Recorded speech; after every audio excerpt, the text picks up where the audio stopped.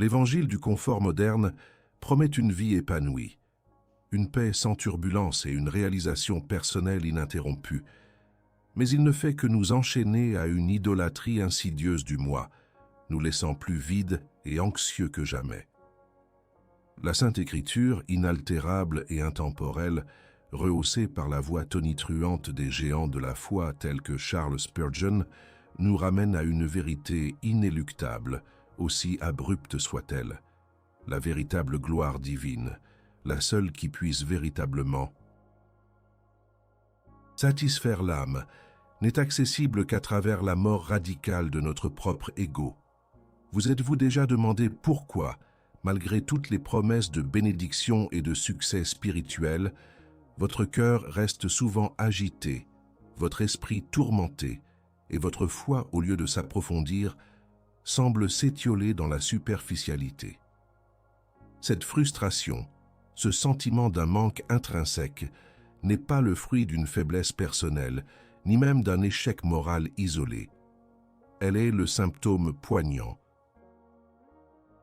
d'une théologie déformée qui a préféré le culte du moi à l'adoration du Christ crucifié. Nous vivons dans une ère où le christianisme, pour beaucoup, est devenu une extension des thérapies de développement personnel. On nous assure que Dieu existe principalement pour valider nos ambitions, pour guérir nos blessures émotionnelles sans exiger de sacrifice et pour nous propulser vers une version améliorée de nous-mêmes.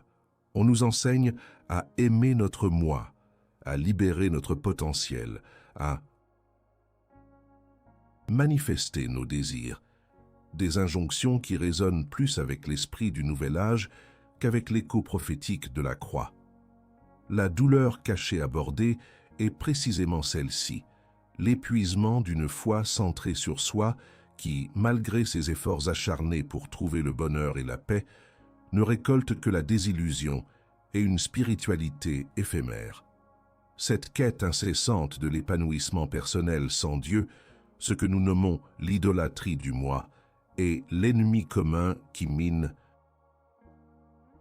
silencieusement les fondations de tant d'âmes sincères. Vous aspirez à une foi solide, mais on vous offre du sable. Vous cherchez la profondeur, mais on vous noie dans la superficialité. Votre âme crie après la vérité éternelle, mais l'écho de la culture ne vous renvoie que des platitudes sucrées. Ce n'est pas un hasard si vous ressentez cette tension, cette dissonance entre ce que l'on vous promet et la réalité de votre expérience spirituelle. C'est l'esprit qui s'agite en vous, vous pressant à regarder au-delà des mirages. L'Église moderne, dans sa course effrénée à la pertinence et à la popularité, a trop souvent dilué le message de l'Évangile, troquant la saine doctrine pour des messages d'auto-assistance. Elle a confondu la sanctification avec le coaching de vie, la repentance avec la gestion du stress, et la mort à soi-même avec un simple ajustement de perspective. Mais la vérité est que la croix ne peut pas être édulcorée. Elle n'est pas un symbole de confort, mais un instrument de mort. Et c'est précisément dans cette mort que réside la vie véritable, une vie qui est non pas la glorification du moi, mais la révélation de la gloire divine. Spurgeon, avec sa clarté perçante, ne cessait de marteler que le chemin du disciple est le chemin du renoncement. Il comprenait que le cœur humain est une usine à idoles, et que la plus tenace de toutes est l'idole du moi. Cette idolâtrie, subtile et omniprésente, nous pousse à croire que nous sommes les architectes de notre propre destinée spirituelle, les capitaines de notre âme. Même sous le couvert de la piété, nous voulons les bénédictions sans la brisure, la couronne sans la croix, la résurrection sans la mort. Mais l'Évangile n'offre pas une vie facile, il offre une vie transformée par la mort. Il ne nous invite pas à une meilleure version de nous-mêmes, mais à une nouvelle création en Christ, une création où le moi est déposé à l'autel. La théologie appliquée que nous explorerons aujourd'hui n'est pas une série de conseils psychologiques pour gérer l'anxiété ou améliorer votre sens au travail. C'est un scalpel divin qui dissèque les couches de l'illusion pour exposer la vérité qui libère. C'est la connexion intransigeante entre les dilemmes modernes et la vérité éternelle, montrant comment la confrontation avec la doctrine classique oriente et transforme la vie contemporaine.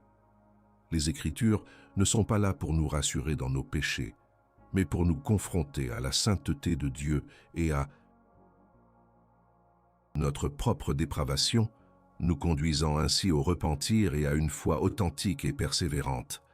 Ce n'est qu'en mourant à l'illusion du moi souverain que nous pouvons véritablement commencer à vivre la vie abondante promise par le Christ, une vie où le trésor chrétien est dans la foi du Saint-Esprit. Mais qu'est-ce que cela signifie concrètement de mourir à soi-même dans un monde obsédé par la réalisation individuelle? Est-ce un appel à la passivité, à l'effacement, ou bien la porte d'entrée vers une puissance et une liberté que le moi ne pourra jamais connaître? Arrêtez-vous un instant. Cette question, qu'est-ce que cela signifie concrètement de mourir à soi-même? Est-elle une vérité que vous avez toujours évitée? Écrivez un mot, une phrase, votre première pensée à ce sujet dans les commentaires. Votre silence est déjà une réponse. L'Église moderne est prompte à diagnostiquer le stress, l'anxiété, la dépression et le manque de sens comme des maux psychologiques ou des déséquilibres chimiques.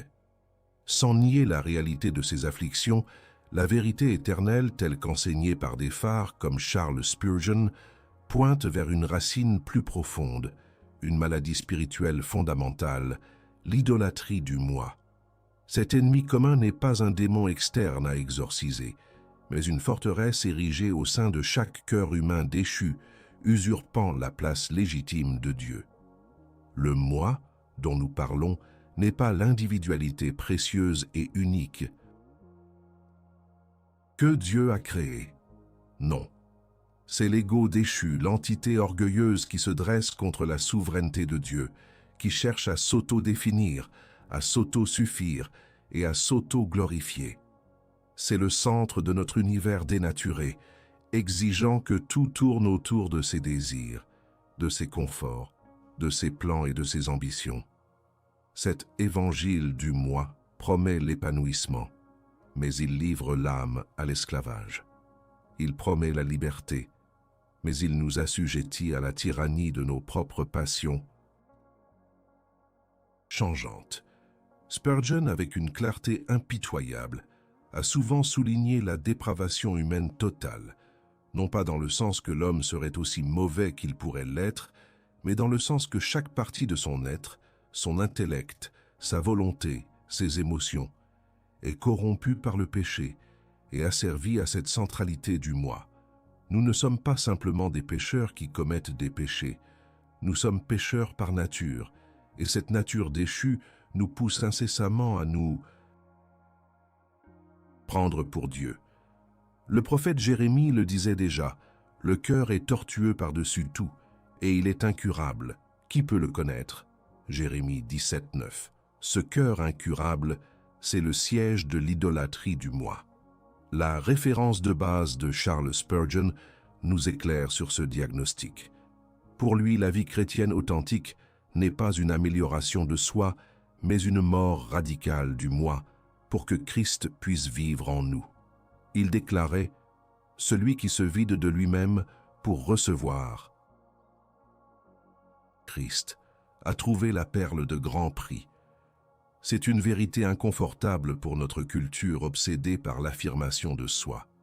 Mais la vérité éternelle est claire. Notre problème n'est pas notre manque d'estime de soi, mais notre excès d'estime de soi. Notre problème n'est pas que nous nous aimons trop peu, mais que nous nous aimons d'un amour désordonné, idolâtre. La théologie classique nous enseigne que Dieu est le centre de tout. Sa souveraineté de Dieu signifie qu'il est en contrôle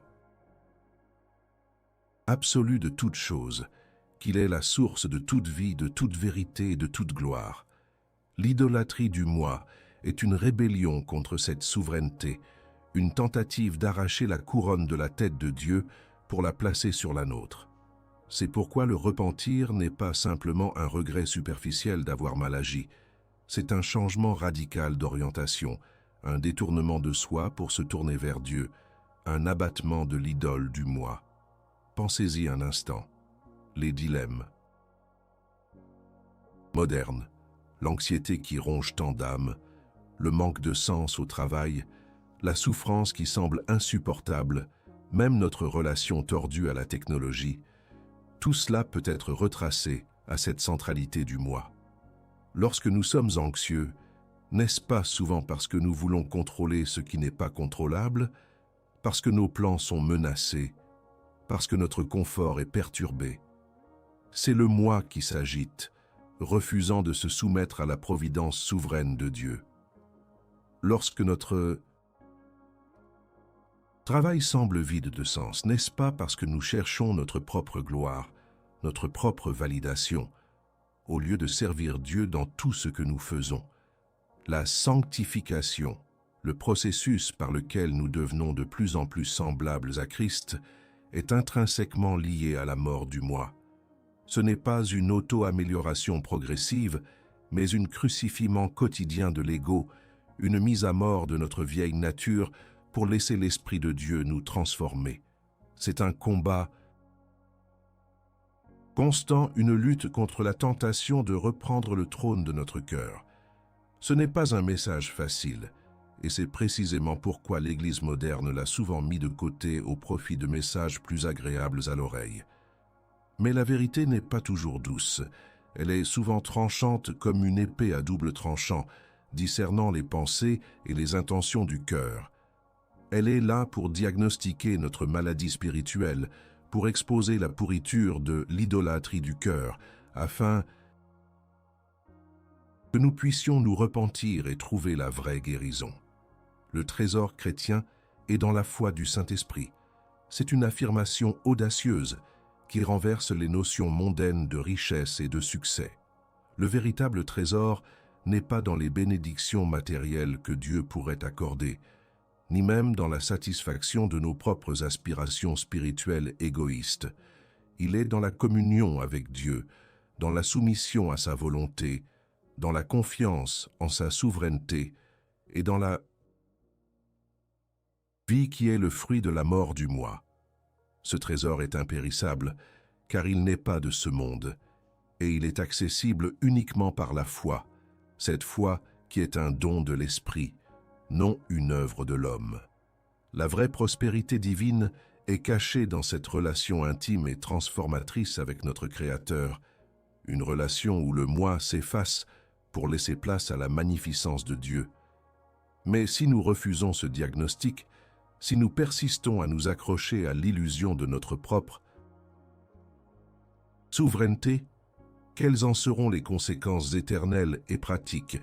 Quels sont les fruits amers que nous récoltons déjà et que nous continuerons de récolter en ignorant cette vérité radicale? Si le diagnostic de l'idolâtrie du moi est juste, alors ses conséquences ne peuvent être que dévastatrices, tant dans cette vie que dans l'éternité. L'Église moderne cherche la pertinence culturelle et la croissance numérique, mais trop souvent, elle récolte une superficialité spirituelle. Et à terme, le jugement silencieux de Dieu. C'est le prix d'une foi qui refuse la mort du moi. Lorsque l'ego n'est pas crucifié, il ne se contente pas de stagner, il prolifère, étouffant toute vie spirituelle authentique et produisant des fruits amers. La première conséquence visible de la non-crucifixion du moi est la frustration face à l'hypocrisie dans l'Église. Combien de chrétiens sont fatigués de voir des vies désordonnées derrière des façades de piété? Cette hypocrisie est la marque d'un moi non soumis qui se préoccupe davantage de l'apparence et de la réputation que de la réalité de son cœur devant Dieu. L'ego veut être vu, admiré, loué, même s'il doit masquer ses péchés et ses doutes. Il veut la bénédiction, sans la transformation, la reconnaissance sans le repentir authentique. Cette douleur que vous ressentez peut-être est légitime. Elle est le cri de votre âme face à un christianisme qui a trahi sa nature radicale. Une autre conséquence directe est l'épuisement d'une foi basée sur la performance. L'ego, dans sa quête constante de validation, nous pousse à accumuler des œuvres, des rituels, des engagements religieux, non par amour pur et obéissance à Dieu, mais pour prouver notre valeur, pour mériter l'approbation divine ou humaine. Mais la grâce de Dieu est inconditionnelle. Elle est reçue par la foi seule, et non par nos efforts. Charles Spurgeon, dans son inimitable éloquence, a fustigé cette tendance. L'œuvre humaine est le sable. La grâce est le roc. Une foi basée sur la performance mène inévitablement au burn-out spirituel, à l'anxiété de ne jamais être assez bien et à une vision déformée de Dieu comme un tyran exigeant au lieu d'un Père aimant et souverain. Plus profondément encore, le moi non crucifié engendre une anxiété persistante et un manque de paix véritable. Comme nous l'avons abordé, l'anxiété est souvent le symptôme d'une incrédulité sous-jacente en la souveraineté de Dieu. C'est le moi qui s'accroche désespérément au contrôle, qui s'inquiète du lendemain parce qu'il ne peut pas se soumettre entièrement à la providence divine. Il veut dicter son propre chemin, fixer ses propres conditions pour le bonheur, et quand la vie ne correspond pas à ses attentes, il s'effondre. La paix véritable, celle qui surpasse toute intelligence, ne vient pas de la maîtrise de nos circonstances, mais du renoncement à notre propre maîtrise, de la confiance totale en celui qui tient toutes choses dans sa main. La prospérité que le monde ne comprend pas est un concept étranger au moi non crucifié. Le monde mesure la prospérité en termes de possession matérielle, de statut social, de succès professionnel et de bien-être physique. L'ego embrasse pleinement cette définition. Mais l'Écriture et les vies de ceux qui ont vraiment marché avec Dieu nous révèlent le paradoxe d'être riche en foi tout en étant pauvre aux yeux des hommes. Pensez aux apôtres, aux martyrs, aux puritains comme Spurgeon lui-même, qui ont enduré des souffrances considérables, des privations, des persécutions, mais qui ont témoigné d'une joie et d'une paix inébranlables. Leur trésor n'était pas dans ce monde, mais en Christ seul. Le moi non crucifié ne peut pas comprendre cela, car il est enraciné dans l'éphémère. Les conséquences éternelles sont encore plus graves. Une vie centrée sur soi, même si elle porte le label chrétien, est une vie d'idolâtrie du cœur. Et l'idolâtrie est, selon la parole, une abomination pour Dieu. Elle nous sépare de la communion avec lui. Le jugement de Dieu n'est pas une menace arbitraire, mais la juste conséquence de notre rébellion continue contre sa souveraineté et sa sainteté. Si nous refusons de mourir à nous-mêmes ici-bas, si nous persistons à élever notre ego sur le trône de notre cœur, nous nous préparons à un jugement où nous devrons affronter un Dieu dont nous avons méprisé l'autorité et la gloire. La grâce n'est pas une licence pour le péché, mais la puissance divine qui nous permet de mourir au péché et de vivre pour Christ. Alors posez-vous ces questions de confrontation avec l'honnêteté brutale que seule la vérité peut exiger. Votre lutte constante contre le péché est-elle en réalité un symptôme de votre refus de déposer le moi à la croix, vous accrochant secrètement à vos propres désirs? La paix que vous recherchez est-elle la paix du monde, basée sur des circonstances favorables, ou la paix de Christ, qui règne même au cœur de la tempête, parce que votre moi est mort et votre vie est cachée en lui? Vous êtes-vous déjà senti épuisé par vos efforts pour être un bon chrétien, sans jamais ressentir la liberté et la puissance transformatrice de l'esprit? N'est-ce pas le fruit d'une quête égoïste de justification par les œuvres, plutôt qu'une humble réception de la sanctification par la grâce? Le christianisme sans croix est une contradiction dans les termes, une religion sans rédemption, une vie sans la mort nécessaire qui la précède. C'est l'essence même du mensonge que le monde propage et que l'ennemi commun, l'idolâtrie du moi, chuchote à notre âme. Ce diagnostic vous confronte-t-il? Si ces mots résonnent avec la vérité secrète de votre cœur, faites un aveu public, ne serait-ce que par un mot dans les commentaires. Écrivez « épuisé » si vous êtes fatigué de la performance, ou « idole » si vous reconnaissez la centralité de votre moi. L'aveu est le premier pas vers la libération. Face aux conséquences dévastatrices d'un moi non crucifié, l'Église moderne propose souvent des conseils psychologiques, des programmes de développement personnel ou des ajustements de comportement. Mais la vérité éternelle, celle que Charles Spurgeon prêchait avec une conviction inébranlable, n'offre pas des conseils. Elle lance un appel radical à l'autel. La solution à l'idolâtrie du moi n'est pas de le réformer ou de l'améliorer, mais de le mettre à mort. Ce n'est pas une option parmi d'autres.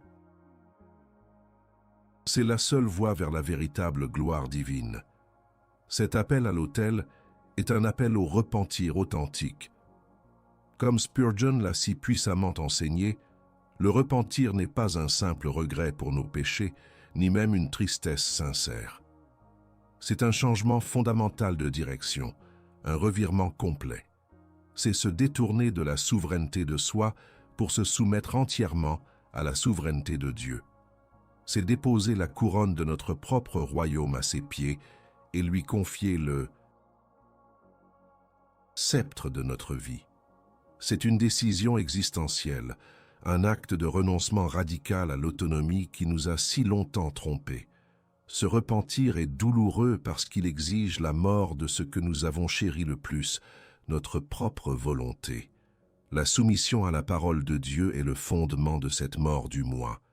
Le moi, par nature, conteste l'autorité, juge la parole et cherche à la tordre pour qu'elle corresponde à ses propres désirs. Mais le chemin de la vie passe par l'obéissance inconditionnelle à chaque commandement, à chaque principe, à chaque vérité révélée dans les Écritures. C'est laisser la parole de Dieu être le miroir qui expose notre péché, le marteau qui brise notre orgueil et le scalpel qui excise la gangrène de notre ego. Spurgeon affirmait que la Bible est non seulement la lumière, mais aussi la loi. Elle n'est pas là pour nous divertir, mais pour nous gouverner. Le renoncement est un mot qui a presque disparu du vocabulaire chrétien moderne. Pourtant, il est au cœur de l'appel du Christ. Si quelqu'un veut venir après moi, qu'il renonce à lui-même, qu'il se charge de sa croix et qu'il me suive. Matthieu 16, 24. Renoncer à soi-même, c'est abandonner nos droits perçus, nos ambitions égoïstes, nos conforts idolâtres et toutes les choses que nous tenons plus chères que Christ. C'est un dénuement volontaire, un vidage de soi pour être rempli de lui. Ce n'est pas une perte, mais un échange. Nos vies misérables contre sa vie abondante. La croix n'est pas juste un symbole religieux, c'est le lieu de la mort du moi et de la résurrection du véritable disciple. La croix n'est pas confortable, elle est un instrument de torture et d'exécution. L'embrasser, c'est embrasser la mort à nos propres désirs, à nos propres plans, à notre propre réputation. C'est accepter que le chemin de Dieu est un chemin d'abaissement, de sacrifice et de souffrance partagée avec Christ. Mais c'est aussi le chemin de la sanctification. Car c'est seulement quand le moi est crucifié que l'Esprit Saint peut opérer sa pleine œuvre de transformation en nous, nous rendant de plus en plus semblables à notre Sauveur. Charles Spurgeon a découvert la richesse de l'âme, non pas dans le succès de son ministère ou dans la profondeur de sa théologie, mais dans son humble soumission à Christ. Il a compris que le véritable trésor du chrétien n'est pas la prospérité matérielle ou la reconnaissance humaine, mais une communion intime et ininterrompue avec Dieu, forgée dans la fournaise de la mort au moi. Il a exhorté ses auditeurs à ne pas chercher des bénédictions, mais le bénisseur lui-même, car en le possédant, on possède tout. Cette prospérité divine est cachée dans la foi du Saint-Esprit, une foi qui nous unit à Christ dans sa mort et sa résurrection. La solution radicale que nous proposons n'est pas de viser le confort, mais la sanctification. Le confort est éphémère et trompeur. La sanctification est le processus divin par lequel nous sommes rendus saints, séparés pour Dieu, conformes à l'image de son Fils. Elle implique une discipline rigoureuse, une obéissance joyeuse et une dépendance totale à la grâce de Dieu. C'est un chemin qui exige tout de nous, mais qui nous donne tout en retour, la vie véritable, la paix profonde et la gloire éternelle. Cet appel n'est pas à des demi-mesures, ce n'est pas à une religion du dimanche, mais à une vie entière déposée sur l'autel de Dieu. C'est un appel à l'engagement total, un abandon sans réserve à la foi authentique et persévérante. Si vous êtes fatigué de la superficialité, de l'anxiété et du vide d'une foi centrée sur vous-même, alors cet appel est pour vous. C'est le chemin ardu, mais glorieux, de la mort du moi qui mène à la vie abondante et à la gloire divine. Mais comment cette mort du moi se manifeste-t-elle dans les réalités concrètes de notre vie quotidienne? Comment, au-delà de la théorie, cette doctrine radicale transforme-t-elle notre expérience du travail, de la souffrance, de l'échec et de nos relations les plus profondes? Nous avons parcouru un chemin exigeant, confrontant l'idolâtrie du moi qui gangrène la foi moderne et obscurcit la gloire divine. Le diagnostic est implacable. L'épuisement, l'anxiété, la frustration et la superficialité spirituelle sont souvent les fruits amers d'une vie centrée sur soi, même sous le vernis du christianisme. La solution radicale, loin des palliatifs mondains, est la mort du moi sur l'autel du repentir et de la soumission à la parole. Mais comment cette mort prend-elle corps dans les réalités concrètes de notre existence, transformant nos dilemmes modernes en opportunité de révéler la magnificence de Dieu? C'est dans cette application quotidienne que la théologie appliquée révèle toute sa puissance. La mort du moi n'est pas un événement unique, mais un processus de sanctification qui dure toute une vie. Elle se manifeste dans nos réactions face à la souffrance. Le moi non crucifié se plaint, murmure et questionne la bonté de Dieu face à l'épreuve. Le moi crucifié, à l'instar de Job, déclare « L'Éternel a donné, et l'Éternel a ôté, que le nom de l'Éternel soit béni. » Job 1, 21. C'est reconnaître la souveraineté de Dieu même au cœur de la douleur, comprenant que son plan est toujours bon, même si nos sentiments ne le perçoivent pas. La souffrance, pour le croyant, devient alors une école divine, où l'ego est brisé pour que la dépendance à Christ puisse grandir. Dans notre sens au travail, la mort du moi est tout aussi essentielle. Le moi cherche la reconnaissance, la promotion, la réussite personnelle. Il transforme le travail en une idole, une source de validation. Mais lorsque le moi est crucifié, le travail, qu'il soit humble ou prestigieux, devient un acte d'adoration, une opportunité de servir Dieu et notre prochain avec excellence, non pour notre propre gloire, mais pour la sienne. Il n'y a plus de petit ou de grand travail, seulement un travail fait pour la gloire divine. Cette perspective libère de l'anxiété de la performance et de la frustration du manque de reconnaissance, car notre récompense n'est pas terrestre, mais céleste. Spurgeon disait que même le balayeur d'une rue, s'il le fait pour Christ, est un serviteur honorable. Face à la technologie et à ses défis modernes, la mort du moi nous offre une boussole inestimable. Le moi est attiré par les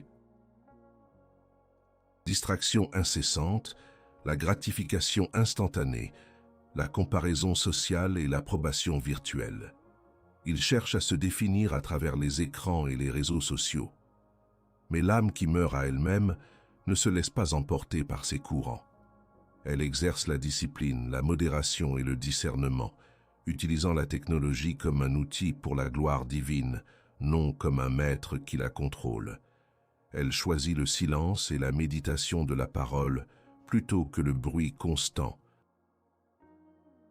du monde numérique, protégeant ainsi le trésor chrétien de l'intrusion du superficiel.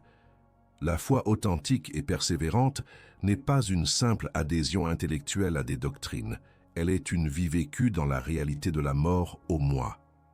C'est un chemin difficile, un combat quotidien contre les résurgences de l'ego, mais c'est le seul chemin qui mène à la vie abondante et à une communion profonde avec Dieu. C'est une foi qui ne cherche pas des signes ou des prodiges pour se rassurer, mais qui trouve sa force dans la souveraineté de Dieu et la suffisance de la croix. Le moi veut le contrôle, la louange, le confort. La mort du moi offre la paix, l'humilité et la véritable joie, car elle nous aligne avec le dessein éternel de Dieu. Cette prospérité divine n'est pas mesurable en termes matériels, mais en termes de richesse de l'âme, d'une intimité grandissante avec le Créateur. C'est le trésor du chrétien qui réside non pas dans ce qu'il accumule, mais dans ce qu'il abandonne. Il est temps de cesser de courir après les chimères d'un évangile du confort qui ne fait que flatter notre ego déchu. Il est temps d'embrasser la réalité brutale mais libératrice de la mort du moi, car c'est là, et seulement là, que le chemin vers la gloire divine s'ouvre véritablement. Ce n'est pas une suggestion, c'est un impératif évangélique. C'est le prix de la vie éternelle, manifesté ici et maintenant. Vous êtes appelés à plus qu'une foi tiède et égocentrique. Vous êtes appelés à une vie de disciples radicaux, à une sanctification qui ne recule devant aucun sacrifice, à un repentir qui brise les chaînes de l'orgueil et à une soumission à la parole qui fait de Dieu le Seigneur absolu de votre existence. C'est le chemin que Spurgeon a prêché, que les réformateurs ont vécu et que les saints de tous les âges ont emprunté. C'est le chemin de la croix qui mène inévitablement à la gloire divine. Arrêtez-vous un instant. Si cette vidéo vous a touché, agissez maintenant. Montrez votre gratitude. Laissez un super thanks ou devenez membre de la chaîne pour que ce message puisse atteindre d'autres cœurs affamés de vérité. Et si vous voulez aller plus loin et contribuer de façon concrète à la chaîne, procurez-vous notre e-book « Quand le ciel répond, chemin de guérison, de pardon et de renaissance ». C'est plus qu'une lecture, c'est un geste de foi et de soutien à l'œuvre du Seigneur. Et ne partez pas en silence, écrivez dans les commentaires. À quel enseignement de cette vidéo vous a le plus impacté? L'important, c'est de participer. S'abstenir, c'est manquer la chance de faire partie de ce voyage et de témoigner de la gloire divine en action. La mort du moi n'est pas une fin, mais un commencement. Elle est le portail par lequel l'âme, dépouillée de ses illusions et de ses ambitions égoïstes, entre dans la plénitude de la gloire divine.